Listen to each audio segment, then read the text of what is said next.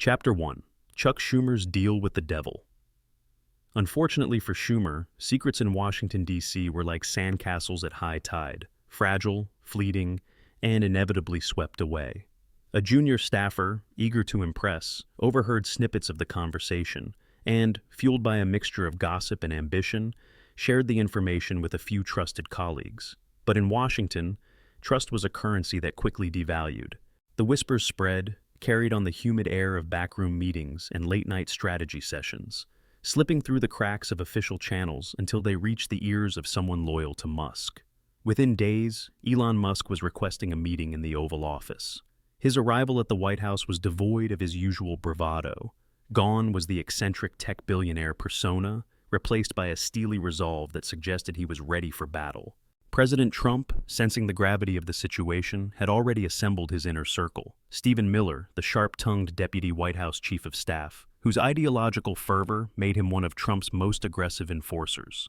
Caroline Leavitt, the unflappable press secretary, adept at turning any scandal into an opportunity, and Speaker of the House Mike Johnson, a man whose typically jovial demeanor had been replaced by a look of deep concern. Musk sat across from Trump, his fingers steepled, his expression grim. "Mr. President," he began, his voice measured but tight with barely restrained anger, "I have reason to believe that Schumer and his people are actively conspiring to derail the entire government restructuring initiative. We knew they would resist, but this isn't just about opposition. This is sabotage." He slid a folder across the resolute desk, thick with documents, transcripts, and intercepted communications. Trump flipped through the pages, his eyes narrowing as he scanned the damning contents. Leaking internal policy discussions to corporate lobbyists, coordinating with media outlets to paint our efficiency efforts as authoritarian overreach. "This isn't just pushback, this is war," Trump muttered, his jaw tightening. Miller leaned forward, his voice dripping with venom. "Of course it's war. The deep state isn't going to roll over and let us dismantle their empire. They're using every trick in the book. Media manipulation, bureaucratic slow-walking, backdoor alliances with career officials who refuse to accept the election results. They're scared, Mr. President, and that makes them dangerous." Leavitt, ever the pragmatist, exhaled slowly. "This will leak soon, sir. The moment it does, they'll frame it as a countermeasure to your so-called authoritarian policies. They'll say Schumer was just defending democracy against government overreach. If we don't control the narrative first, we lose." Trump closed the folder and leaned back in his chair, drumming his fingers on the desk. "We need to hit them where it hurts. Mike, how solid is our majority in the House?" Speaker Johnson, shifting slightly in his seat, nodded. "Strong enough, but there are some weak links, moderate Republicans who get skittish when things get too hot. If we push too aggressively, we risk defections." Trump scoffed. "Defections? After everything they've seen? After what the Democrats did to this country? Unacceptable. They'll fall in line." His mind was already moving 3 steps ahead, anticipating counterattacks, preparing for the inevitable media firestorm. "Caroline, get ahead of this. I want a press conference within 24 hours. We frame this as what it is, an internal coup attempt. Make it clear, this isn't about policy disagreements. It's about unelected bureaucrats trying to subvert the will of the American people." Musk cleared his throat. "With all due respect, Mr. President, we need to go further. We can't just expose them. We have to make an example out of them. We have proof of collusion with corporate interests, evidence of manipulation of federal agencies to slow-roll policy changes, and most damning of all, communications that strongly suggest Schumer and his allies were working behind the scenes with state governments to undermine federal authority. This is sedition, plain and simple." The word hung in the air for a moment, heavy with implication. Bondi, who had been silent until now, finally spoke. "Legally speaking, sedition is a high bar, but conspiracy to undermine federal policy? That's actionable. If we pursue this, we need airtight evidence. And we need to ensure the public is prepared for what comes next. Because once we go down this path, there's no turning back." Trump's lips curled into a smirk. "Pam, when have I ever turned back?" The room chuckled, tension momentarily breaking, but the stakes remained deadly serious. This was more than just another political battle. This was about survival, of Trump's administration, of his movement, of his vision for America. He turned to Miller. "Draft the legal framework. We make the case that this isn't just political opposition. This is an insurrection from within." To Leavitt, Leak select details to the media, enough to get people talking, but not enough to give them the full picture yet. We control the rollout. To Johnson, start calling our people. Make it clear that this is a loyalty test. If they waver, they're done. Finally, to Musk, I need you to do what you do best. Make noise. Make this impossible for them to ignore. Musk nodded, a dangerous glint in his eye. Consider it done. Within hours, the plan was in motion. Conservative media outlets began hinting at a bombshell revelation involving Schumer and high-ranking Democrats. Social media exploded with speculation. The left scrambled to get ahead of the story, but they were reacting, not controlling the narrative. By the time Trump took to Truth Social to drop the hammer, sedition, treason, the American people deserve the truth. Schumer and his deep state cronies caught red-handed. The battle lines had been drawn, and this time, Trump had no intention of losing. Chapter 2. A pariah in his own party, in his dimly lit Washington apartment, Chuck Schumer sat hunched forward on his couch, his eyes locked onto the television screen as the segment played out before him. The glow from the screen flickered across his face, casting deep shadows that made the creases in his forehead more pronounced, his expression darkening with every passing second. He had anticipated political maneuvering, but what Pelosi had just done was more than that. It was a direct, deliberate slight, a thinly veiled jab meant to wound, and it had landed. The words cut deeper than he expected, but what truly unsettled him was the reaction it was stirring within the party. The backlash wasn't just contained to the usual critics. The murmur of dissent had grown into a deafening outcry. Liberal voices, those who had once stood shoulder to shoulder with him in countless political battles, were now treating him like an outcast. He had felt political pressure before, had navigated crises that had threatened his standing, but this was different. It wasn't just a momentary controversy. It was the kind of unraveling that signaled the beginning of the end. And Schumer knew that once the tide started turning in Washington, it rarely, if ever, reversed. The walls of the party, once a fortress that had shielded him, were closing in, leaving him out in the cold. The realization settled over him like a crushing weight. He was being isolated, a pariah. Pelosi, with her decades-honed political acumen, had thrown him under the bus, and now the party was following suit, distancing themselves, ensuring that when the dust settled, he would be the only one left to take the fall. His jaw tightened as he stared blankly at the television, the sound of the segment barely registering anymore. He needed to act, and he needed to act fast. There was no time for self-pity, no room for regret. He had spent too many years playing the long game, maneuvering through the labyrinthine corridors of power to let it all slip away now. If they wanted to cast him aside, to treat him as expendable, then he would remind her, that he was not someone to be discarded so easily. His mind raced, turning over possibilities, searching for a move bold enough to turn the tide in his favor. And then, an idea began to form, dangerous and audacious, the kind of move that could either restore his standing or destroy him entirely. But he had nothing left to lose. His breath was steady, but his pulse quickened as the plan solidified in his mind. He reached for his phone with a measured, deliberate motion, his fingers tightening around it as though gripping a weapon. He hesitated only for a second before dialing. Within moments, his most trusted aide picked up. Schumer didn't waste time with pleasantries. His voice was low, controlled, but firm. "Get me a meeting with the president," he said, his tone carrying an urgency that left no room for questions. There was silence on the other end for a brief moment, but his aide knew better than to hesitate. A quiet "understood" was the only reply before the line went dead.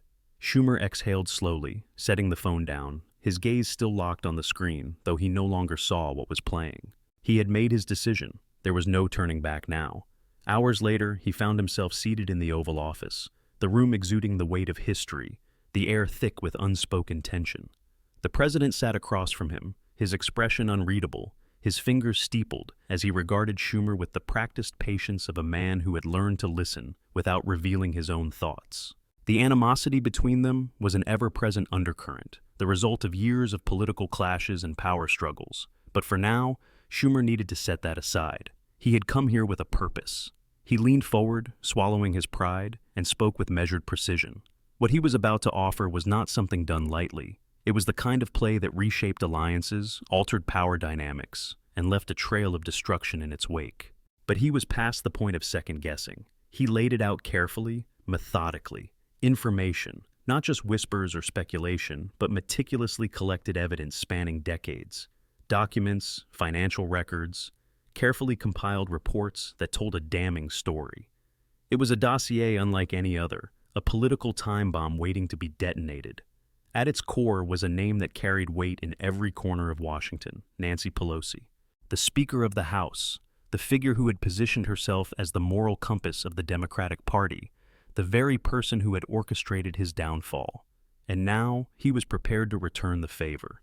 He detailed what he had spent years gathering, insider information that pointed to Pelosi's alleged manipulation of stock prices, a pattern of behavior that suggested she had leveraged her position to ensure financial gains through carefully timed trades. It wasn't just her. Her husband, Paul Pelosi, had been entangled in a series of questionable business dealings, transactions that, when laid out in black and white, painted a picture that could not be ignored. If the party wanted a scandal, he would give them one. If Pelosi wanted to play power games, he would remind her that he was more than capable of playing them too.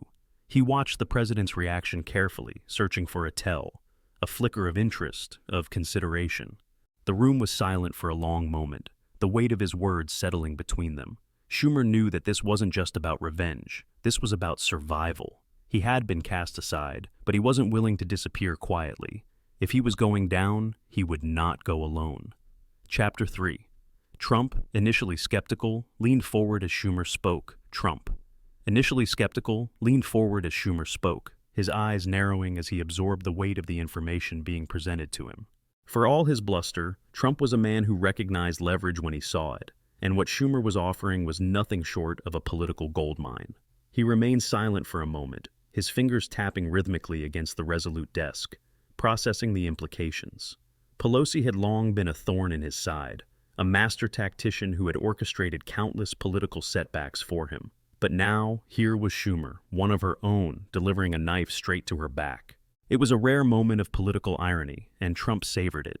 His lips curled into a smirk as he leaned in slightly, his gaze locked onto Schumer's, searching for any sign of hesitation.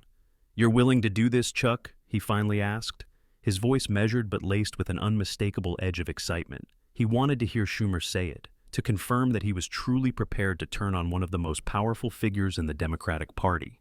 Schumer, who had spent years navigating the treacherous waters of Washington politics, kept his expression neutral, despite the unease twisting in his gut. He knew what this move meant. There was no coming back from it. He had prided himself on his ability to survive, to outlast, but this was an irreversible path. Still, survival often required sacrifice. He met Trump's gaze with a steadiness that belied the turmoil inside him and forced himself to utter the words that cemented his decision.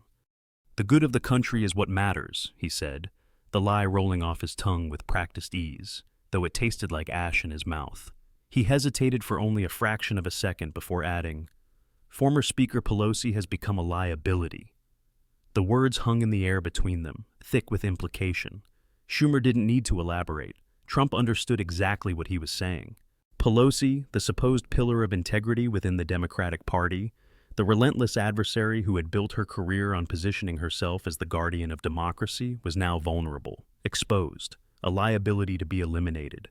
And Schumer, whether out of vengeance or self-preservation, was ready to hand her to him on a silver platter. Trump leaned back in his chair, a slow grin spreading across his face. This was the kind of political maneuvering he thrived on. A direct, brutal, and efficient power play that could cripple the Democratic establishment from within. He wasted no time, immediately setting the wheels in motion. With a swift gesture, he grabbed his phone and barked out an order to his aide. "Get Bondi and Patel in here now," he commanded, his tone sharp, decisive. Within minutes, Attorney General Pam Bondi and FBI Director Kash Patel entered the room, their expressions unreadable as they took their seats. They had both served long enough under Trump to know that when he called them in on such short notice, it meant something significant was in play. Trump wasted no time on formalities, his voice carrying the full weight of his authority as he addressed them. "I want a thorough investigation," he declared, his words leaving no room for misinterpretation. "Every stone overturned, every lead investigated. I want to know the truth about Pelosi and any potential corruption within the Democratic Party." Bondi and Patel exchanged a glance, the gravity of the situation clear. An investigation into Pelosi, especially one launched at the behest of the president, was a seismic event. the kind of move that could upend Washington, sending shockwaves through the highest echelons of power. But neither of them questioned the directive. Bondi nodded, already formulating the legal groundwork needed to pursue such an investigation, while Patel, ever the relentless operative, was already thinking of the intelligence assets he could deploy to start uncovering actionable evidence. Schumer sat silently, watching as the machine roared to life around him. There was no turning back now. The die had been cast, and he had just set in motion a chain of events that would change the course of American politics forever. Chapter 4. Bondi and Patel, both fiercely loyal. Bondi and Patel, both fiercely loyal and well-versed in the high-stakes world of political warfare, exchanged a brief glance, immediately grasping the gravity of the situation. They had been in enough closed-door meetings to recognize when they were being entrusted with a mission that could alter the landscape of Washington. Patel, in particular, was eager, relentless in his pursuit of wrongdoing, especially when it involved a figure as entrenched in the Democratic establishment as Nancy Pelosi. He had long suspected that power had insulated her from scrutiny, that her decades in office had afforded her an untouchable status. But now, the opportunity had arrived to dismantle that illusion. With Trump's directive clear, Patel wasted no time mobilizing his team, activating a network of operatives and financial analysts who knew exactly where to dig. Bondi, ever the legal tactician, began working on the procedural framework, ensuring that the investigation would hold up under legal and public scrutiny. There was no room for missteps, not when the target was one of the most formidable political figures in modern history. The investigation unfolded with ruthless efficiency. Patel, leveraging both government resources and unofficial channels, led a methodical probe into Pelosi's financial history. His team traced a labyrinthine web of stock trades, investment maneuvers, and corporate ties, unearthing a disturbing pattern. The records painted a compelling narrative, one in which Pelosi's seemingly uncanny ability to time the market coincided far too neatly with key legislative developments. Congressional hearings, regulatory shifts, government contracts, time and time again, the data suggested she and her husband had capitalized on privileged information, making millions in the process. Some transactions were subtle, nearly imperceptible within the vast scope of market activity, but others were damning in their transparency. Patel's team found links between legislative drafts circulating in closed-door committees and well-timed trades in industries poised to benefit or suffer based on those very policies. It was the kind of evidence that couldn't easily be explained away. As the findings piled up, the White House orchestrated a careful media strategy. Trump, a master of controlling the news cycle, ensured that the press received just enough carefully curated leaks to spark a firestorm. At first, whispers of an inquiry into Pelosi's finances surfaced in right-leaning media outlets, dismissed by many as political theater. But then, Patel's team delivered hard evidence, documents, transaction records, email correspondences that suggested insider knowledge. Soon, mainstream networks had no choice but to cover the growing scandal. The media erupted in a frenzy, scrambling to keep up with the unfolding revelations. Nightly news segments dissected every trade, every financial disclosure, every possible conflict of interest. Cable news panels debated the ethical implications, while op-eds speculated on whether Pelosi's political career could withstand the fallout. The Democratic establishment, accustomed to controlling its own narratives, found itself on the defensive, struggling to contain the damage. Meanwhile, House Minority Leader Hakeem Jeffries found himself in an impossible position. A rising star within the party, he had built his reputation on being a steady, disciplined leader, someone who could unify the Democrats and steer them through turbulent times. But this was a crisis unlike any other. Pelosi wasn't just another party figure. She was an institution, a towering presence who had defined Democratic leadership for decades. To abandon her would be to betray a party elder, a move that could fracture internal alliances and alienate key supporters.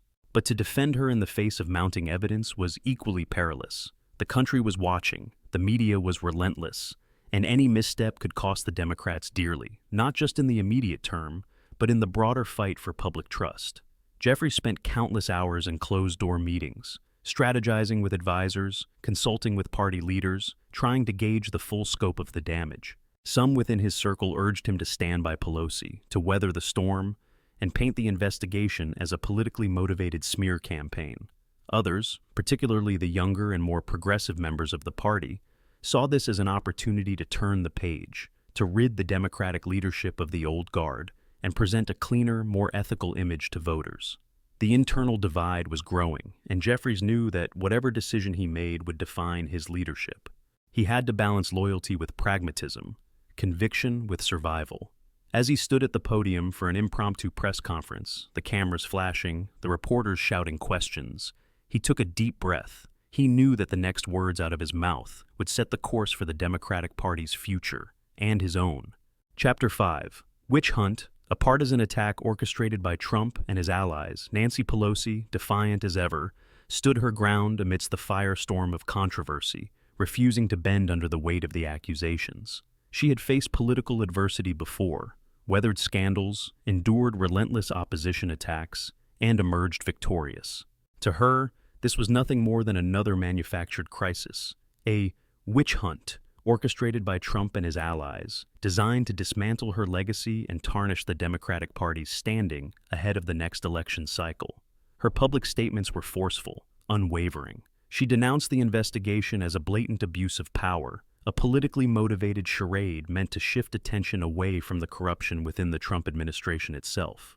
"I will not be bullied," she declared at a hastily organized press conference, her voice resolute despite the tension that hung in the air. "This is nothing more than a desperate attempt to distract the American people from the real threats to our democracy." But for all her defiance, the reality was undeniable. The walls were closing in. The evidence was no longer just whispers and speculation. It was concrete, meticulously documented, and increasingly impossible to refute.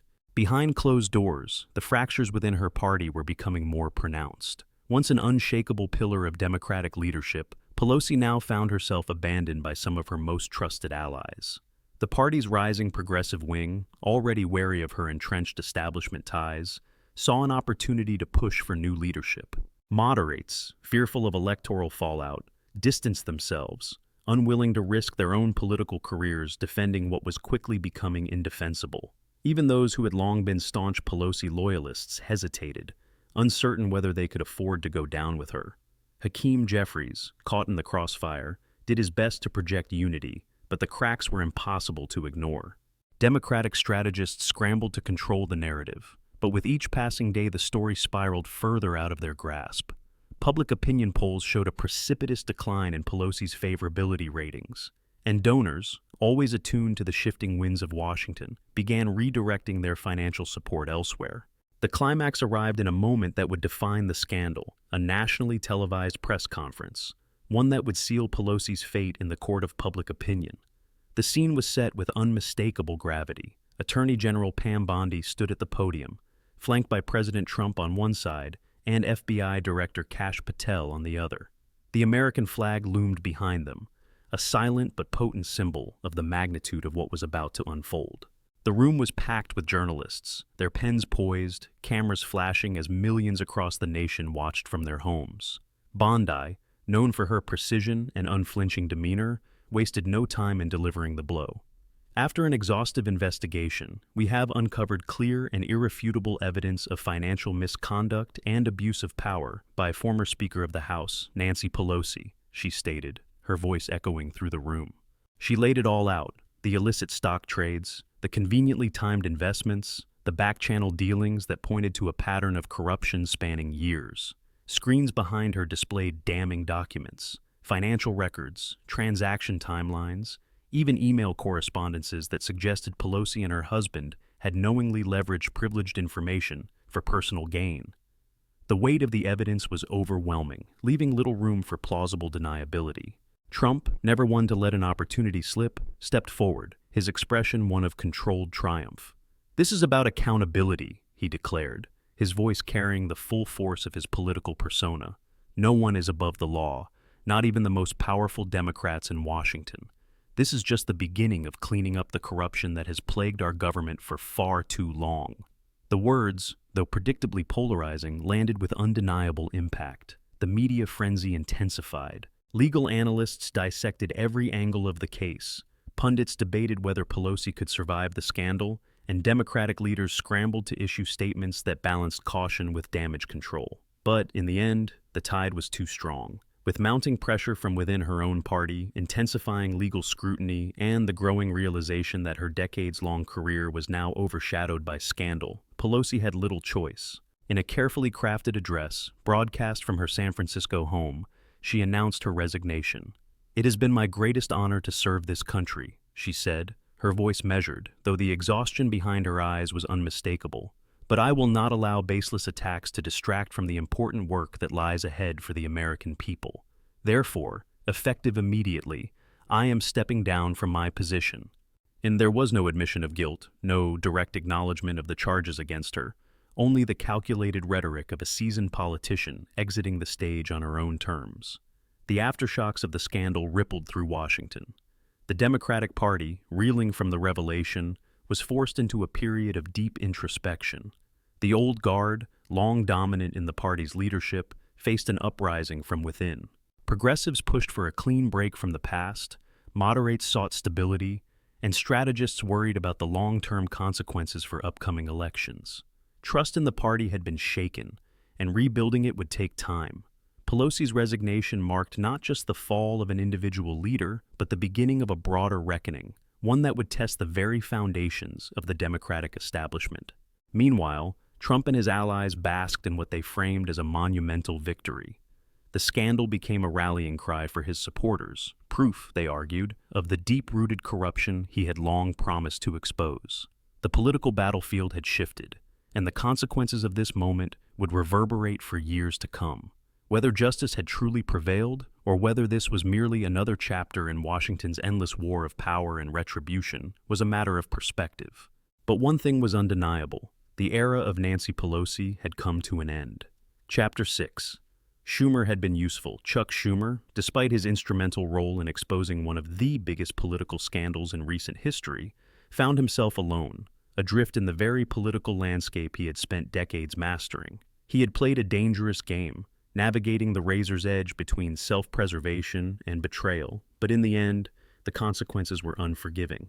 The Democratic Party, now in a state of upheaval, saw him as a traitor, someone who had sacrificed one of their own in a desperate bid to regain favor, only to burn every bridge in the process. Those who had once stood by him now regarded him with suspicion, whispering behind closed doors, treating him as an outcast. Even among Republicans, there was little sympathy. Schumer had been useful, but he was still an opportunist, a man who had turned on his own for survival. His reputation, once built on political savvy and resilience, was now tainted by the stench of betrayal. He had neither a home in his party nor a future in the one he had aided. Washington was a city of memories, and Schumer had become a relic of the past, respected for his cunning, but no longer trusted by anyone. Donald Trump, however, emerged from the chaos stronger than ever. What had begun as a political gambit had transformed into a resounding victory. He had not only exposed corruption at the highest levels of the Democratic Party, but had also solidified his own position as an unrelenting force, a leader willing to take on anyone, regardless of political affiliation, in the name of justice and accountability. His base, already fiercely loyal, was energized like never before. To them, he had delivered on his promise to drain the swamp, proving that even the most entrenched figures in Washington were not immune to scrutiny. The media, begrudgingly, had no choice but to acknowledge the magnitude of what had transpired. While some painted him as a self-serving opportunist who had exploited the moment for political gain, others conceded that his administration had done what few before it had dared to: hold one of the most powerful Democrats accountable for her actions. His approval ratings surged, and even some independents and moderates, disillusioned with the Democratic Party's internal corruption, found themselves reassessing their views on him. As the dust settled and the scandal faded from the front pages, a sense of cautious optimism spread across the nation. For all the bitterness and division that had defined the political landscape, there was something undeniable about what had just transpired. A powerful precedent had been set. Trump had proven that no one, no matter how deeply entrenched in the political elite, was untouchable. The era of untouchable politicians, of backroom deals and quiet cover-ups, had taken a devastating blow. Trust in government, long eroded by decades of cynicism, found a small but noticeable resurgence. While many still viewed Washington as a cesspool of corruption, there was now a glimmer of hope that accountability was possible, that power did not always guarantee immunity. Yet there were those who understood the deeper cost of what had been done. The serpent's bargain, Schumer's desperate, calculated betrayal, Trump's willingness to weaponize the truth for political dominance, had yielded a bitter harvest. The Democratic Party was fractured, its leadership shaken, its credibility damaged. The Republicans, emboldened by their victory, prepared to leverage the scandal to their full advantage in the next election cycle. The battle lines in Washington had not disappeared, they had simply shifted, and as one chapter closed, another began, one that promised even greater stakes, more ruthless battles, and an unrelenting struggle for control. But for now, in this fleeting moment, justice had prevailed. The country had been tested, and it had emerged, bruised but stronger, reminded that even in the corridors of power, accountability was still possible.